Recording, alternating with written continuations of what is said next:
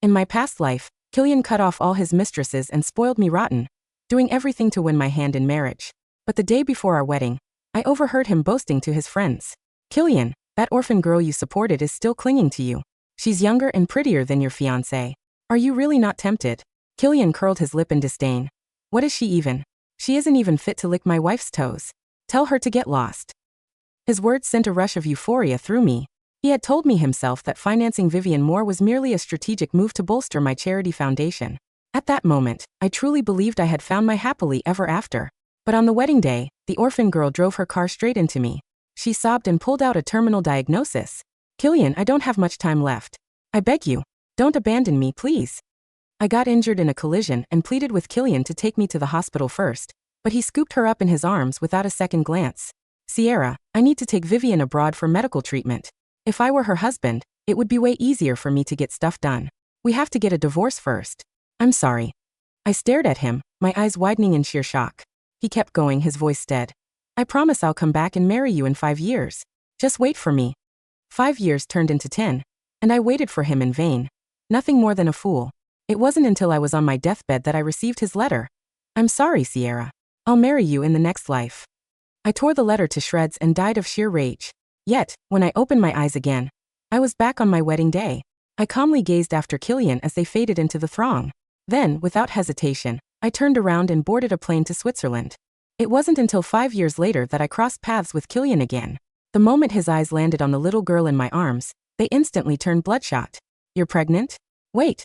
Are you actually scavenging through trash with my child? Oh my God. How skinny she is. What kind of mom are you anyway? He rattled on in front of me, but it took a solid moment for the reality to sink in. It was Killian, my ex-husband, the man I had divorced 5 years ago. He kept harping on. Why is she so scrawny? Sierra, how could you be such a failure of a mother? I just brushed him off, yet he wouldn't stop gabbing. Why are you even here? Are you just putting on a pathetic show because you knew I was coming to inspect the area? Clutching my little daughter tightly, I couldn't be bothered to waste my breath on him.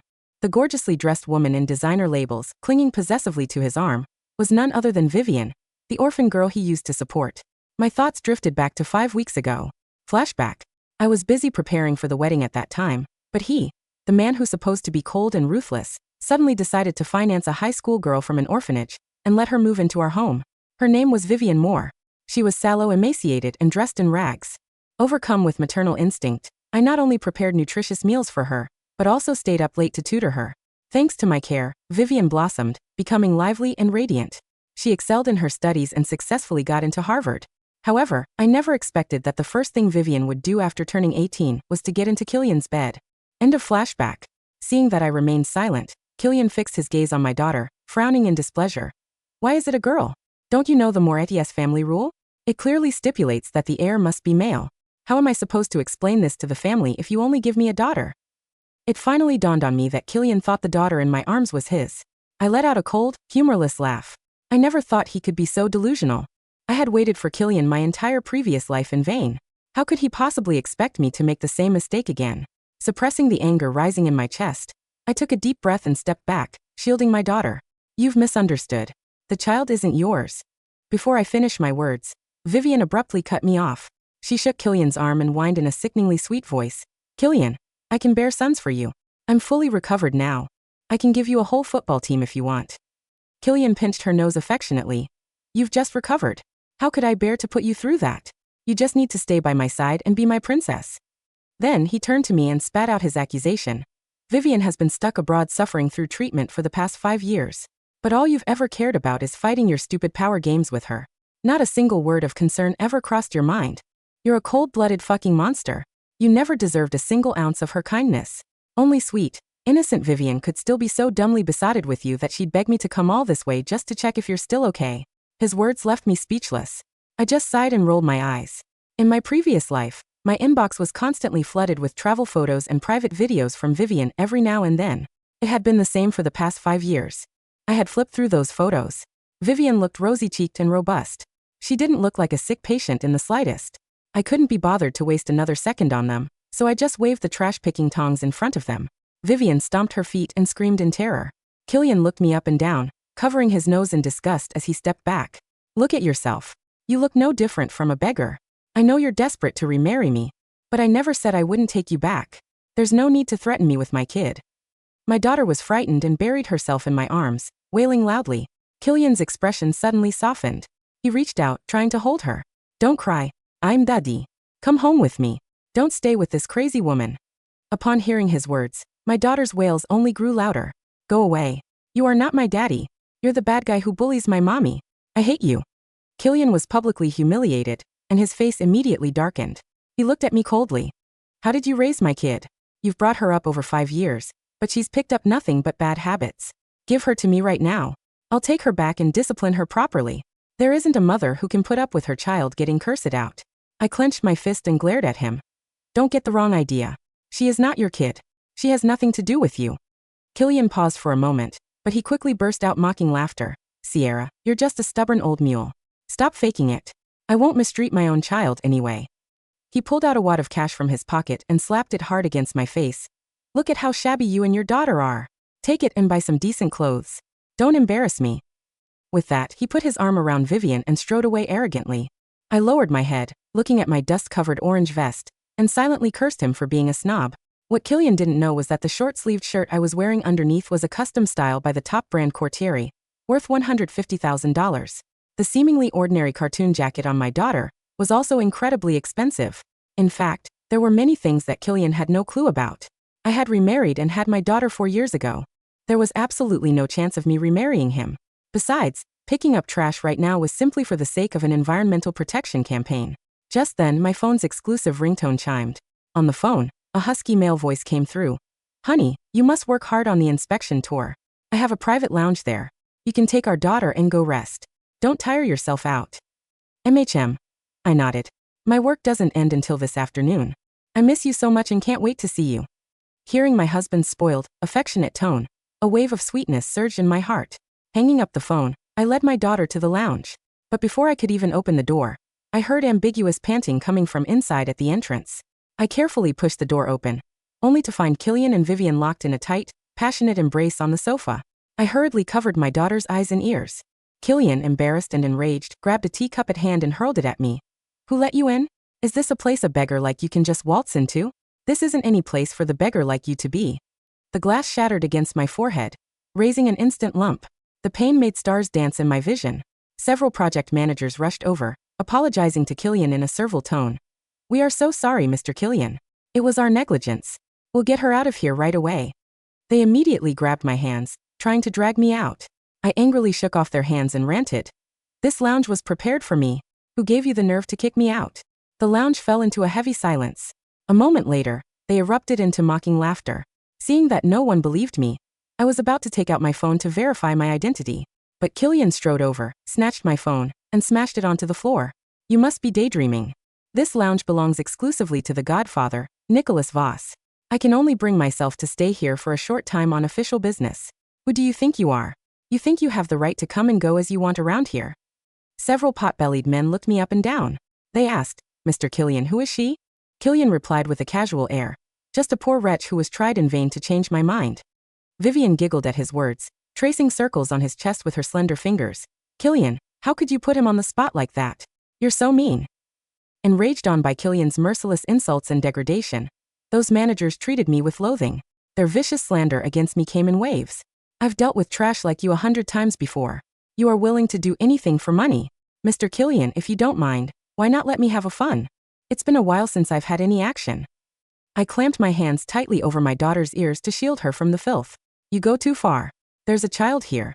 Despite my strenuous efforts, my daughter was still terrified and started crying in fear. Killian sensed that something went wrong. He was displeased and roared. Who told you to say such things? Do you have a death wish? Those men looked at each other and shut their mouths in confusion. I have no time to bother with them.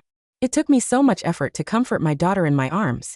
When I finally looked up, I found Killian staring at me with a complicated expression, a hint of reluctance in his eyes.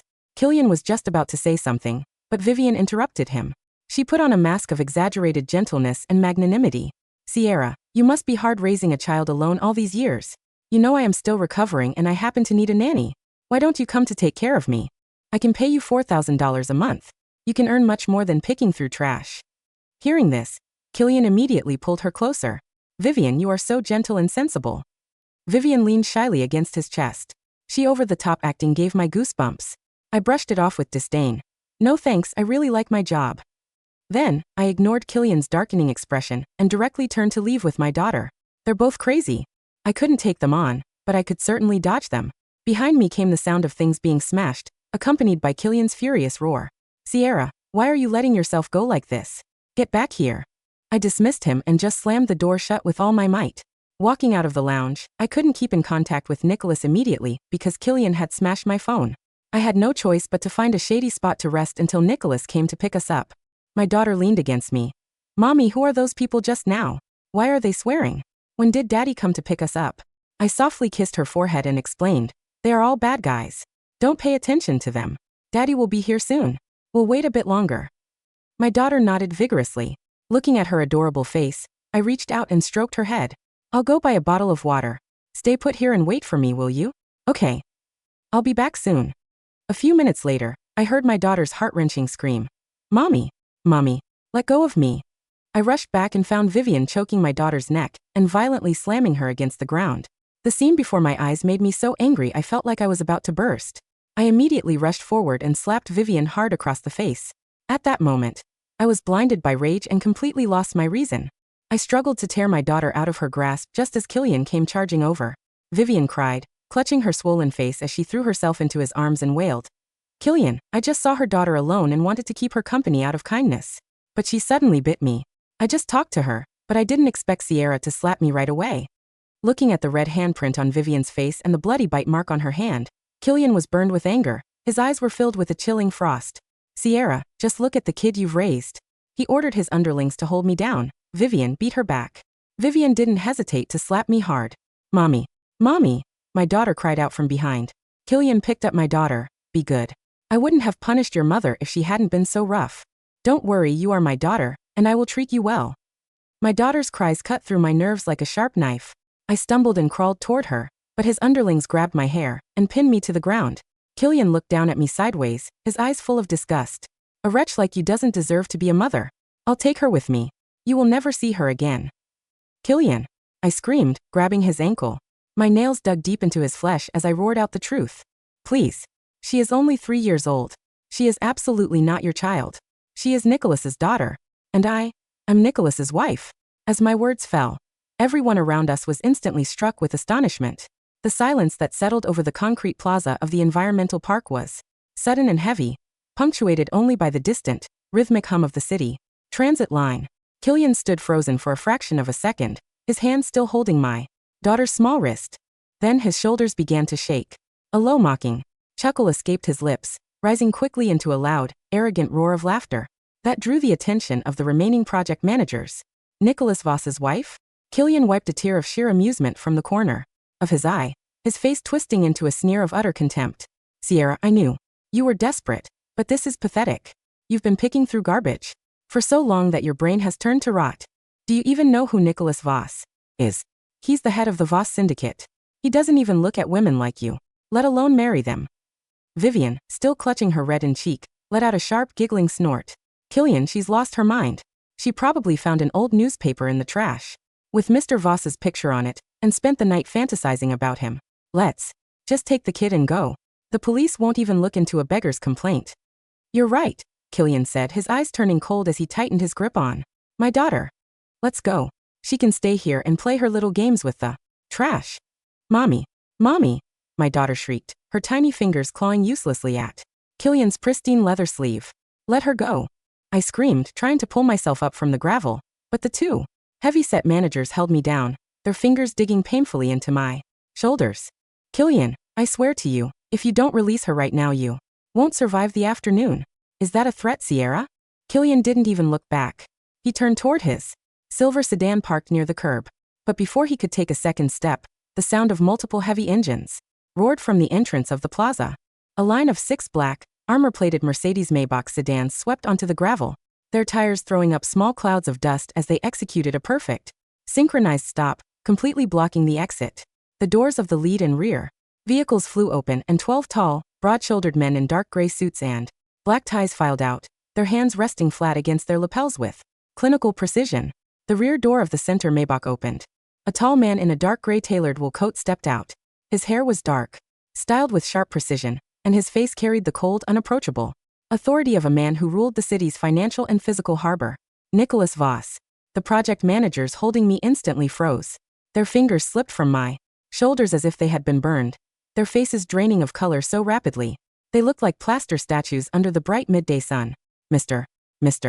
Voss, one of the pot-bellied managers stammered, his knees trembling so violently his trousers shook.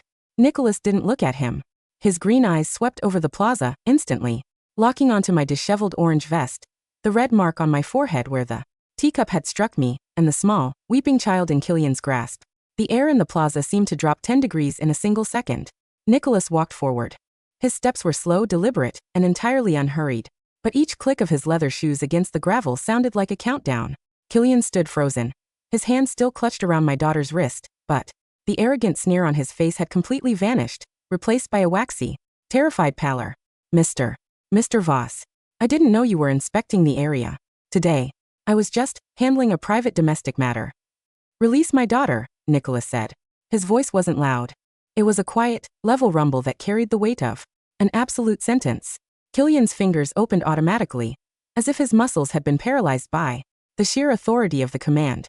My daughter immediately scrambled out of his grip, running toward Nicholas with a loud, terrified wail.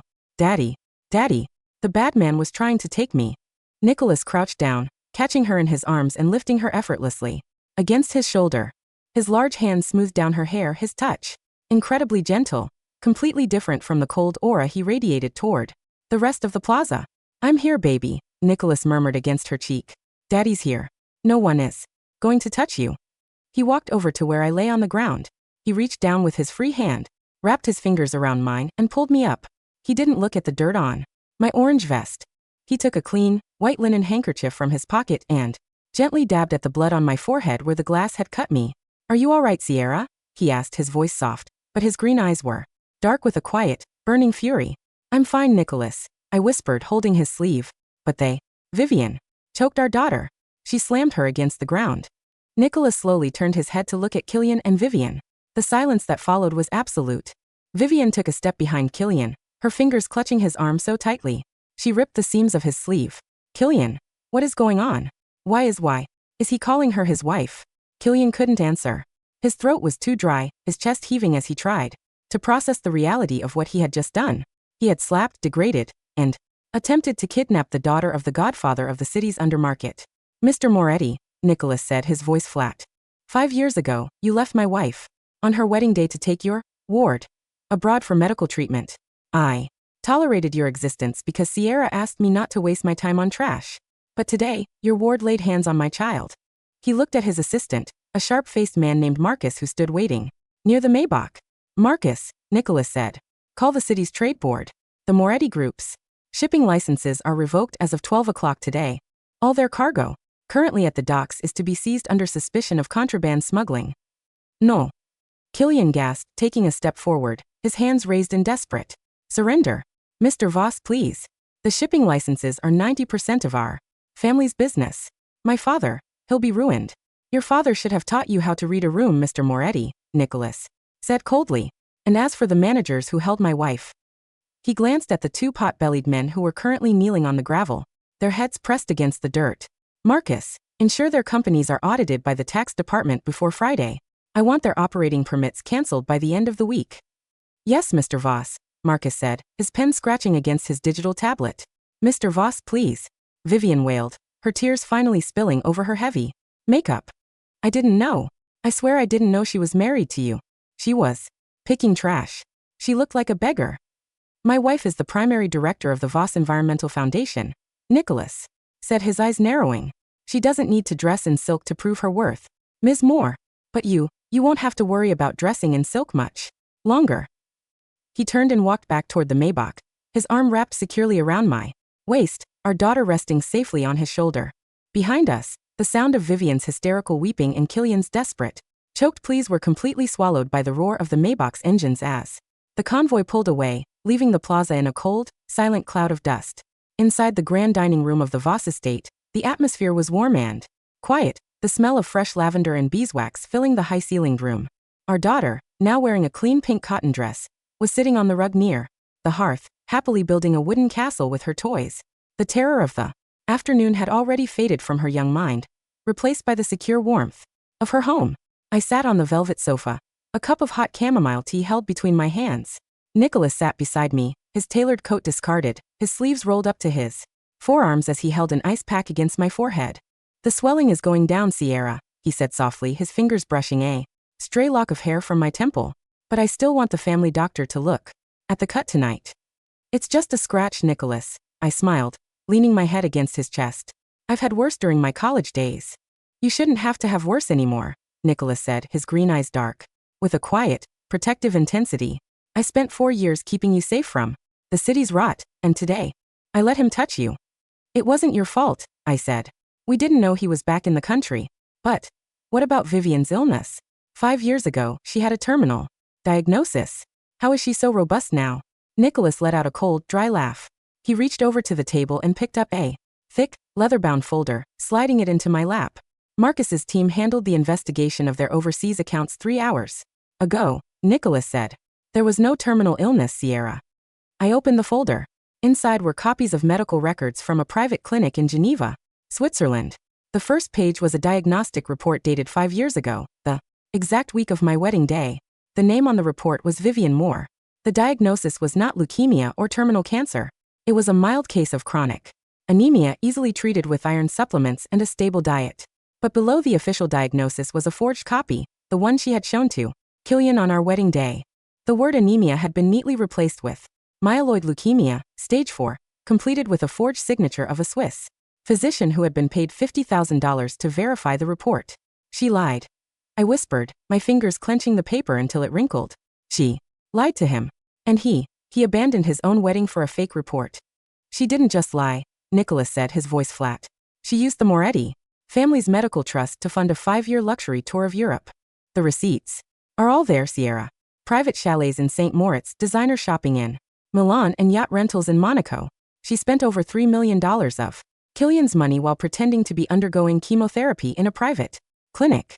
I looked at the photos attached to the files, photos of Vivian looking rosy-cheeked and robust, wearing designer bikinis on a yacht in the Mediterranean, holding a glass of champagne while Killian was at the office, working 18-hour days to fund her treatment.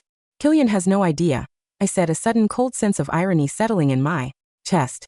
"He'll find out tomorrow," Nicholas said, a cold, dangerous smile touching his lips. "Marcus has already sent the original files to the Moretti Group's board of directors. By tomorrow morning, Killian's father will realize that his son ruined their family's business and spent $3 million of their capital on an orphan who was partying in Monaco." The offices of the Moretti Group were silent at midnight. Killian sat at his mahogany desk, the desk light casting long, dark shadows across the empty room. A glass of whiskey sat untouched near his hand. In front of him lay the folder of Swiss medical records, the folder his father had slammed against his face 3 hours ago before throwing him out of the family mansion. His fingers trembled as he turned the pages, looking at the photos of Vivian on the yacht, her smiling face looking radiant under the Mediterranean sun. "Killian, I don't have much time left. I beg you, don't abandon me, please." The words she had sobbed on his wedding day echoed in his mind like a high-pitched, mocking screech. He had given up everything for her. He had abandoned Sierra, the woman who had loved him, who had tutored her, who had cooked for her, and spent 5 years of his youth working like a dog to pay for her treatment, only to find out he was nothing but a loaded idiot she had used to fund her luxury holidays. The door to his office was suddenly pushed open. Vivian walked in, wearing a wrinkled silk dress, her face pale and swollen from crying. She didn't look like a princess anymore. She looked like a cornered rat, her fingers clutching a leather suitcase. "Killian," she wailed, throwing herself toward his desk. "Your father, he's frozen my credit cards. The bank just sent an eviction notice for our apartment. You have to talk to him. You have to tell him I need the medication." "What medication, Vivian?" Killian asked, his voice flat, completely empty of the protective warmth she had relied on for 10 years. Vivian froze. The iron supplements, the cancer pills." Killian picked up the folder of Swiss records and threw it at her face. The papers scattered across the floor, the glossy photos of her yacht party landing face up on the dark blue carpet. "Look at them," Killian said, his voice dropping to a low, shaking whisper. "Look at your chemotherapy, Vivian." Vivian looked down at the floor, her eyes widening in horror as she recognized the Swiss bank statements and the private photos. She took a step back, her mouth opening and closing without a sound. You had your DNA tested last week, didn't you? Killian said, standing up from his chair. He walked around the desk, his presence towering over her. The child. Sierra's daughter. You knew she wasn't mine. That's why you attacked her, isn't it? You knew that if I found out she was Nicholas Voss's child, I'd be ruined. Killian, please. Vivian fell to her knees, grabbing his coat, her voice sobbing hysterically. I did it for us. I knew you still loved Sierra. I knew that if she came back, you'd leave me. I had to protect my position. Your position? Killian let out a dry, rattling laugh. You don't have a position anymore, Vivian. The Moretti Group is bankrupt. My father has signed over our shipping licenses to the Voss Syndicate to pay for the damages. And as for you, he looked down at her, his eyes filled with a deep, silent disgust. The police are waiting downstairs. My father has filed formal charges against you for corporate fraud, embezzlement, and grand larceny. You have 24 hours to pack your bags before the arrest warrant is served. He turned his back on her, walking toward the window overlooking the silent city, leaving her alone with her ruined paper castle. The next morning, the sun rose over Riverton in a pale, gray mist. Outside the old riverfront docks, the grand cargo ships of the Moretti Group stood silent, their massive cranes still, their hulls covered in wet rust. I stood on the stone pier, wearing a simple wool coat, my hands tucked into my pockets. Beside me, Nicholas stood with his arm wrapped around my waist, watching. The Voss Syndicate workers board the ships to take inventory. It's a clean transfer, Sierra, Nicholas said, his voice soft against the wind. The Moretti assets will be merged with our logistics branch by next week. The Environmental Foundation will have full control of the harbor waste management. Thank you, Nicholas, I murmured, leaning my head against his shoulder. For everything. You don't have to thank me, he said. I'm just a husband who keeps his promises. A car suddenly pulled up near the entrance of the pier. The door flew open and Killian ran out. He wasn't wearing his bespoke suit. He wore a simple, dark wool coat, his hair unstyled, his face pale and worn. Looked like a man who had been traveling for days, his eyes dark with a restless, desperate exhaustion. When his gaze landed on me, on my clean, radiant skin, the warm light in my eyes, and the powerful, unyielding figure of Nicholas Voss beside me, his breath caught in his throat. Sierra. Killian whispered, taking a few steps toward me, his hands shaking. As he reached out, not daring to come closer. I saw the records. From Switzerland. I know about Vivian. I know, I said, my voice completely calm, devoid of any bitterness. I was a fool, Killian said, tears finally spilling down his cheeks. I spent 5 years, 10 years, believing a lie. I abandoned you for a ghost, Sierra. Please, is there any chance, can we start over? I still have some shares in the secondary branch. I can buy us a house in the country. Mr. Moretti, Nicholas cut in, his voice cold as the sea wind. He stepped in front of me, his tall frame completely blocking Killian's view of my face. My wife has no interest in your shares. And she certainly has no interest in your country houses. He signaled his assistant, Marcus, who stepped forward with a leather folder. Your father's lawyers have finalized the dissolution papers, Killian. Marcus said, his voice flat. You are no longer a member of the Moretti Group board. Your personal assets have been seized to cover the legal settlements. You have 48 hours to vacate your apartment. Killian looked at the paper, then at my face behind Nicholas's shoulder. He saw the complete absence of regret in my eyes, the cold, quiet realization of a woman who had finally found her own sky. Goodbye, Killian, I said softly. Goodbye, Sierra, he whispered, his head dropping into his hands as the police cars began to pull up near the pier, their red and blue lights flashing in a silent, relentless promise of his own winter. The annual Voss Foundation Charity Gala was held in the grand ballroom of the Plaza Hotel, overlooking the city's glittering harbor. The room was packed with the elite of Riverton's social scene, politicians, philanthropists, and corporate executives, all of them gathered to support the Foundation's new harbor project. I stood near the center of the room, wearing a stunning, dark green silk gown that caught the crystal lights with every movement. My hair fell in soft curls around my shoulders, and I held a glass of champagne with effortless grace. Beside me, Nicholas stood in a sharp, bespoke black suit, his hand resting gently against the small of my back, drawing me close to his side. You look beautiful tonight, Sierra, he murmured, his deep voice carrying clearly through the soft hum of the music. It's all because of you, Nicholas, I smiled, looking up at him. Just then my assistant, Sarah, walked over with a small tablet. Mrs. Voss, the district attorney's office just called. The court has finalized Vivian Moore's sentence. She received 8 years for grand larceny and fraud. And Killian? I asked. He's taken a position as a cargo clerk at the Northern District docks, Sarah said, her voice quiet. He's living in a small room near the harbor. Doesn't have any contact with his family anymore. I looked at the window, where the first snow of the year was beginning to fall.